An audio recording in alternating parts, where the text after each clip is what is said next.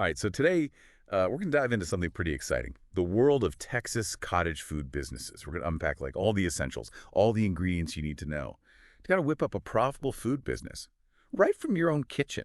Based on all the research you sent us, get this, did you know you can actually make up to $50,000 a year selling food made right in your own kitchen? Texas has this fantastic law called the Cottage Food Law, and it's like a secret recipe for culinary entrepreneurs. But here's the catch. You can sell jars of pickled okra till the cows come home. But Yeah. shipping those goodies across state lines is a no-go. It's all about keeping it local. Yeah, what's fascinating about this law is that it really levels the playing field for aspiring food entrepreneurs. Yeah. It allows you to sidestep the complexities and costs of setting up a commercial kitchen, but you can still build legitimate, Yeah. profitable business. So what kind of culinary magic can we create under this law? I'm already picturing mountains of cookies and maybe a river of homemade jam. Okay, you're on the right track. Think delicious and safe. Baked goods without cream fillings are a big yes to those cookies, are definitely in. Candies, jams, jellies, all fair game. You can even sell those pickled veggies you mentioned. But there are specific pH restrictions to keep in mind for safety. The key here is focusing on non-TCS foods, meaning they don't require strict temperature controls for safety, like refrigeration. Okay, so maybe hold back on that river of jam, at least the kind with fresh fruit in it. So no cream fillings, no refrigeration. What else is off the menu? Think of it this way. If you'd normally find it in the refrigerated section of the grocery store, it's probably a no-go unless prepared in a certified commercial kitchen. So things like meat products, dairy-based items, and anything that needs to be kept at specific temperatures are off limits. It all boils down to food safety and ensuring what you're selling is safe for everyone. That makes sense. Safety first, especially when you're dealing with food. So let's say we got our Cottage law-approved goodies ready to roll. Where can we actually set up shop and start selling? The Texas Cottage Food Law emphasizes direct-to-consumer sales, which is fantastic for building those personal connections and a loyal customer base. So we're talking face-to-face interactions, that local community vibe. Exactly. Think bustling farmers markets, lively local festivals, even direct pickup from your home, or deliveries within Texas. It's about creating a personal experience, almost like inviting people into your culinary world. That's a great way to put it. It's not just about selling a product. It's about sharing your passion. But you mentioned deliveries within Texas. Does that mean we can't ship our goodies across state lines? Unfortunately, no. The Cottage Food Law is very specific about keeping those sales within Texas. It's all about maintaining those local connections and adhering to state-specific regulations. Okay, so no shipping across state lines. Yeah. Got it. And remember that $50,000 annual sales limit we talked about. Absolutely. That's a crucial detail. You want to track your income and expenses meticulously to ensure you stay within the law's boundaries. And speaking of essential documents, don't forget your food handler's card, a must-have for anyone preparing food for public consumption. Food safety and legal compliance, always a winning combo.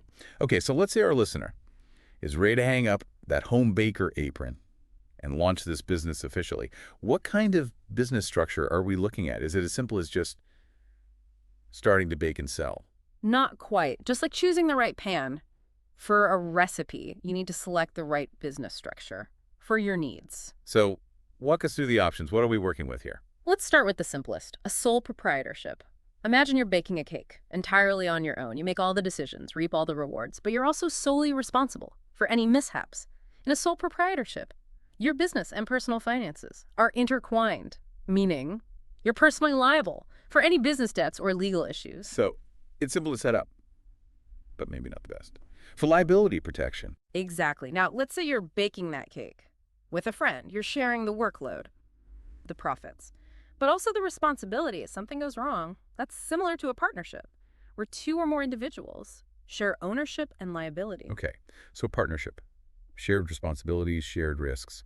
What about those other options you mentioned, like LLCs and corporations? An LLC or limited liability company adds a protective layer between you and your business. Think of it as frosting between the cake layers, preventing them from getting soggy. An LLC separates your personal assets from the business, offering more liability protection. It's a popular choice for small businesses, including cottage food operations. That sounds like a smart move, especially when you're dealing with food and potential liability concerns. And what about corporations? Are those even relevant for a home-based food business? Corporations are like multi-tiered cakes More complex structures with separate legal entities, S&C corporations, are generally better suited for larger businesses with more complex financial needs and growth plans.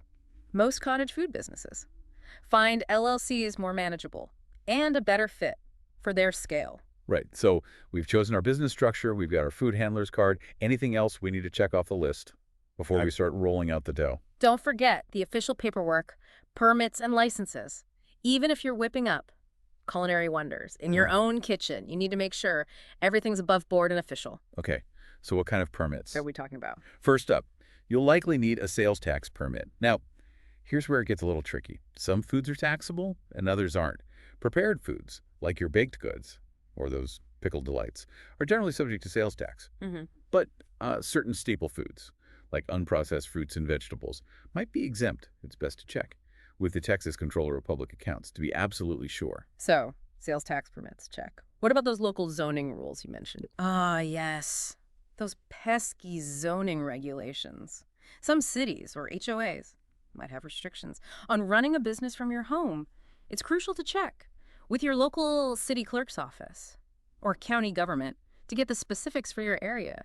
You don't want to invest time and energy into your business, only to find out it's not permitted in your neighborhood. Definitely not. So, sales tax, zoning, anything else? Depending on your location, you might also need a home occupation permit. Again, your local city clerk's office is your best resource for that. They can provide all the necessary forms and information. Seems like a lot of paperwork, but better to be safe than sorry.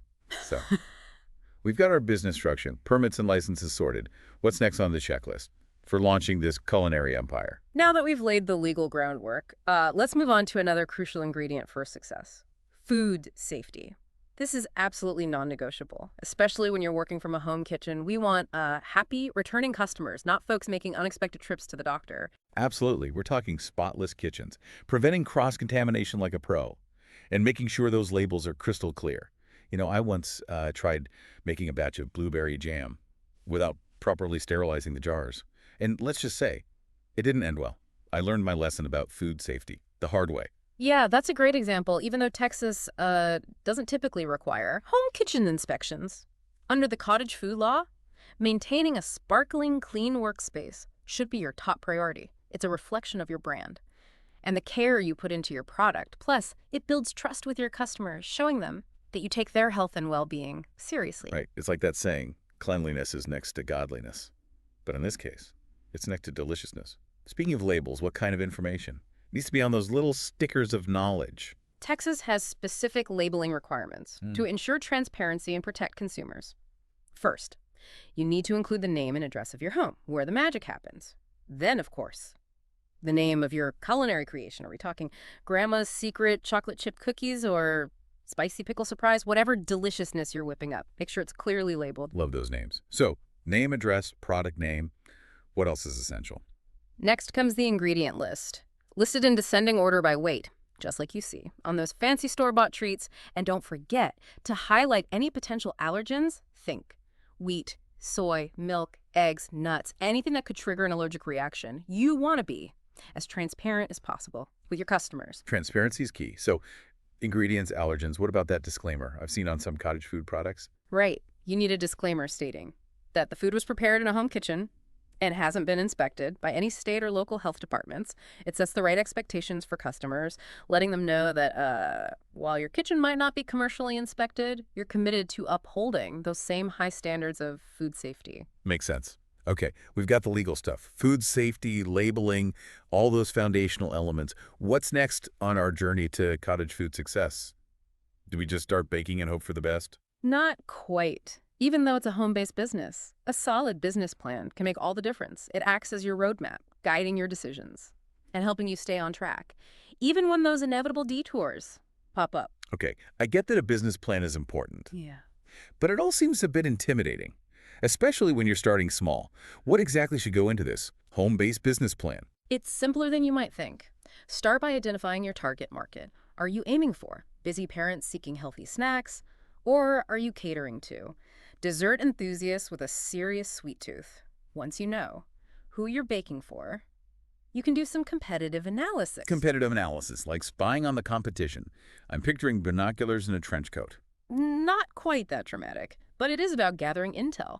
Check out local farmers markets, browse online platforms like Etsy, and even scope out your local grocery store bakery. See what's already out there, how it's priced, and where your unique offerings might fit in. It's about finding your niche and standing out from the crowd. So, market research and competitive analysis check. What else goes into this home-based business plan? Next up, it's time to crunch some numbers. With a solid budget, you need to figure out your costs, ingredients, packaging, those cute stickers for your labels, any marketing materials, even those snazzy aprons with your logo. Don't forget to factor in the cost of permits and licenses too. Okay, so track expenses carefully. Is that where those spreadsheets come in handy? I've heard some folks swear by those. Spreadsheets are a lifesaver. They can help you track every penny. But it's not just about tracking expenses, it's also about setting realistic sales targets to ensure you're actually turning a profit. You want to make sure you're making money, not just breaking even, right? Profit is good. But speaking of potential risks, what about insurance? Do home-based food businesses really need that? It's all happening under my own roof, after all. Even though you're working from home, it's essential to protect yourself and your business from unexpected events. Think of insurance as a safety net, a way to minimize financial risks if something goes wrong. So, what kind of insurance are we talking about for a home-based food business? There are a few types to consider. General liability insurance is like your basic coverage, protecting you if a customer claims they were harmed by your product. Then there's product liability insurance, which specifically covers claims related to the products themselves. And lastly, double-check your homeowners or renter's insurance policy. Some policies might not cover business-related incidents, so it's best to clarify that with your insurance agent. Okay, so insurance is another one of those better safe than sorry things.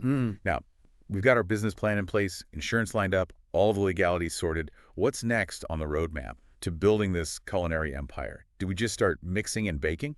Before you fire up that oven, let's talk about the heart of your operation, your kitchen. Oh, okay, so it's time to get organized. My kitchen usually looks like a tornado hit after a baking session, so I'm all ears. For an idiot son keeping things efficient, well, Less chaotic. it's all about working smarter, not harder. Start by organizing your workspace into clear stations for prepping, cooking or baking, cooling, and packaging. Think of it like an assembly line for deliciousness. An assembly line. I like the sound of that. What about managing all those ingredients and making sure we don't end up with a pantry full of expired baking soda? Inventory management always trips me up. You're not alone. Inventory management is a crucial part of running a smooth operation. Keep track of what you have on hand, what needs to be replenished, and make sure you're using ingredients before they expire. Those handy spreadsheets or user-friendly budgeting apps can be a lifesaver here. Spreadsheets are our friend. Speaking of friends, what about consistency in recipes? You know, make sure those cookies taste just as amazing every single time. Consistency is key. That's where recipe standardization comes in. Write down your recipes with precise measurements and detailed instructions. Think of it as your culinary playbook, ensuring each batch tastes just as phenomenal as the last. A culinary playbook, I love that. It's like having a secret formula for success. But let's be real, time management can be a challenge, especially when you're running a business from home, maybe juggling other commitments. Any tips on making the most of our precious time? Batching is your best friend. Instead of making a different treat each day, try grouping similar tasks together. Bake all your cookies one day, then switch to brownies or bread the next. It keeps you focused and helps streamline the entire process. And don't forget to create a production schedule, especially if you're balancing your business with other responsibilities. Planning ahead is key. Okay, so organization, inventory, standardized recipes, batching. We've got a well-oiled machine in the kitchen now. Yeah. How do we get those culinary masterpieces into the hands of eager customers? It's time to talk marketing. This is where you get to unleash your creativity and showcase your brand's personality. Marketing is all about telling your story and connecting with those who will love what you create. Okay, let's break down those marketing must-haves. What are the essential ingredients for success? First, you need a strong brand identity, a catchy business name, a logo that pops, and a story that resonates with people. What makes your brand special? Are you all about those family recipes passed down through generations, or maybe you specialize in unique, globally inspired flavor combinations? Figure out what makes you stand out and let that authenticity shine through. Love that. It's all about being genuine, right? But how do we actually get those delicious creations Yeah. in front of those eager customers? Online platforms are your best friend, especially social media. Instagram is a visual playground. For food businesses, Facebook lets you connect with local communities, and even TikTok is becoming a great platform to showcase your personality and those culinary I'm skills. all for those drool-worthy food photos on Instagram. But what kind of content should we be posting? Is it just picture after picture of cookies? It's about taking your audience behind the scenes. Show them how you make those culinary creations come to life. Share new product announcements, highlight customer reviews, or even sprinkle in some fun bloopers from the kitchen. People love to see the human side of your business And and feel like, they're part of the journey. okay, behind the scenes, check. Visual appeal, check. What about Yeah. those real life connections? That face-to-face interaction with customers. Texas is a gold mine for farmers markets. It's a chance to meet your customers, let them sample your goodies, and build those relationships that turn casual buyers into loyal fans. I love browsing farmers markets, those vibrant displays of local goodness. What are some tips for making the most of those market experiences? Don't forget those classic marketing tools, business cards, eye-catching flyers, and maybe even a QR code linking to your website or social media. Make it easy for people to connect with you and learn more. So, farmers markets, social media, those classic marketing materials. Are there any other strategies we should consider? Word of mouth is still a marketing powerhouse. Encourage those happy customers to spread the word, offer referral discounts, maybe even start a loyalty program to keep those orders coming in. And don't underestimate the power of email marketing. Email. It seems a bit old school in the world of social media, but I get that it's a more direct way to connect with people. What are some tips for making email marketing work for a food business? Building an email list is key.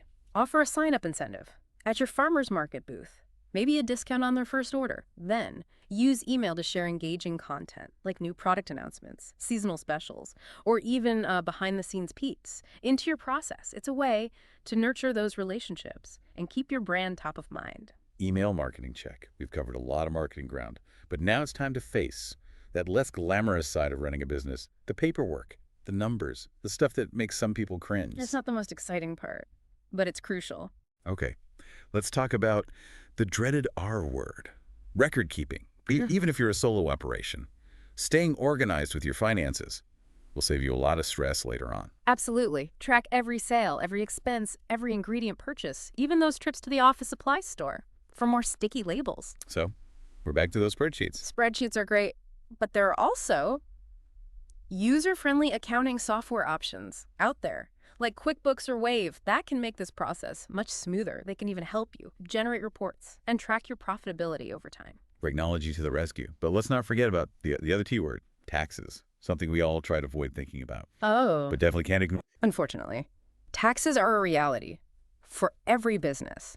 The good news is that if you're a sole proprietor or single-member LLC, reporting your business income and expenses is usually done on your personal tax return, but you'll still need to file self-employment taxes.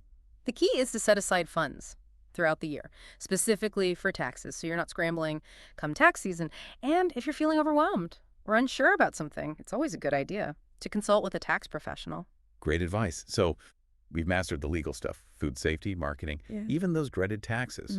But what happens when our listeners' business is booming?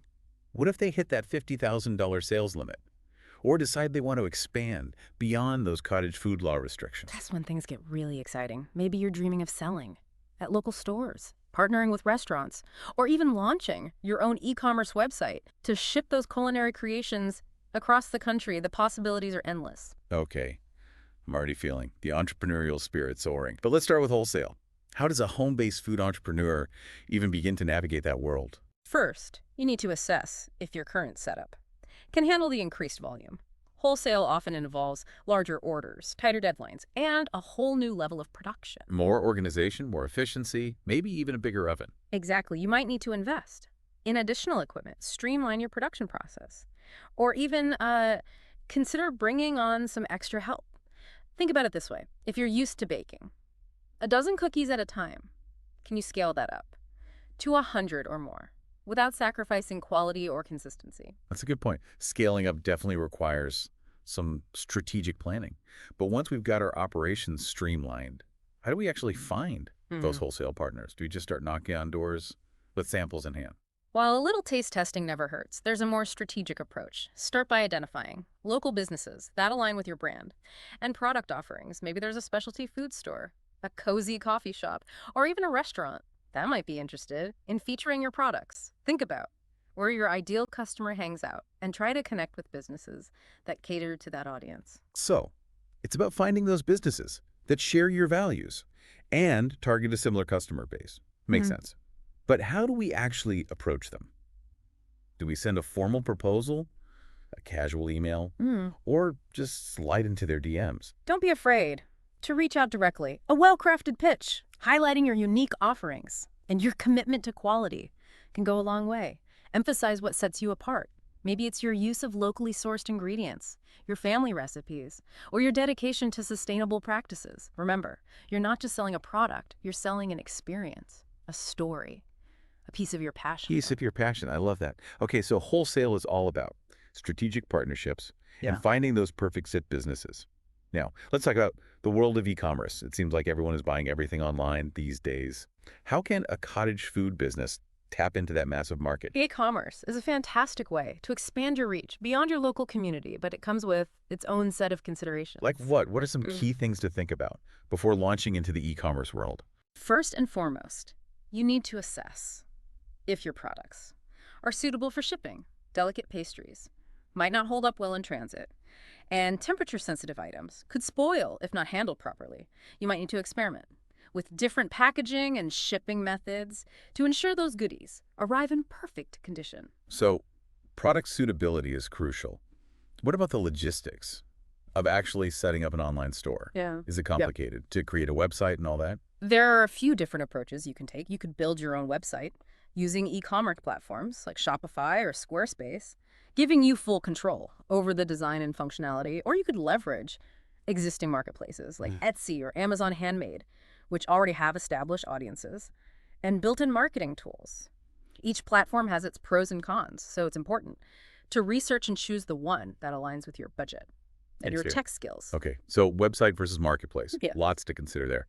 But once we've got our online storefront set up, how do we actually get those orders shipped out? That seems like a logistical puzzle. Shipping is a critical part of the e-commerce equation. You'll need to figure out packaging, compare shipping carriers, and even consider insurance for those precious packages. And don't forget about those shipping costs. Right. Shipping costs can sneak up on you. Any tips on making that process smoother? Definitely. Invest in sturdy packaging. That will protect your products. During transit, those cute tissue paper liners are adorable, but make sure you've got a sturdy box and enough padding to prevent those cookies from turning into crumbs. Also, compare rates from different shipping carriers. USPS, FedEx, UPS, they all have their strengths and weaknesses, depending on the size and weight of your packages. It's also about finding that sweet spot between cost effectiveness and reliability. What about those shipping times? Customers can get impatient waiting for their goodies. Transparency is key.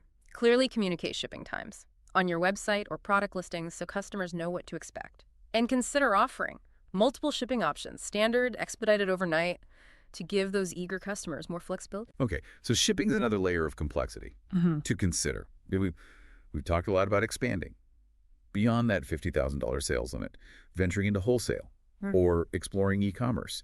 Do those legal considerations we talked about earlier change at all when we're talking about scaling up? Is that Texas cottage food law still our guiding star? That's an important question. The Texas cottage food law is fantastic for getting started, but it does have limitations, especially when it comes to wholesale and shipping across state lines. So what happens when we want to break free from those limitations? What kind of legal hurdles are we facing? Once you start selling wholesale or shipping across state lines, you're typically stepping outside the bounds of the cottage food law. This means you likely need to obtain additional licenses and permits, potentially even operate from a certified commercial kitchen. Think of it like leveling up in the culinary world, new challenges, new regulations, but also new opportunities, new challenges, new opportunities. What's the best way to navigate this transition? Thorough research is key.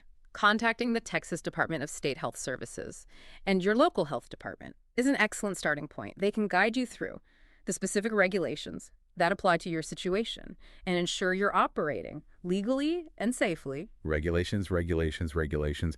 It seems like there's a lot to keep track of when it comes to running a food business, whether it's home-based or not. But before we overwhelm ourselves with legal jargon, let's take a breather and recap what we've covered so far in this part of our deep dive. Welcome back to the final leg of our Texas cottage food business deep dive.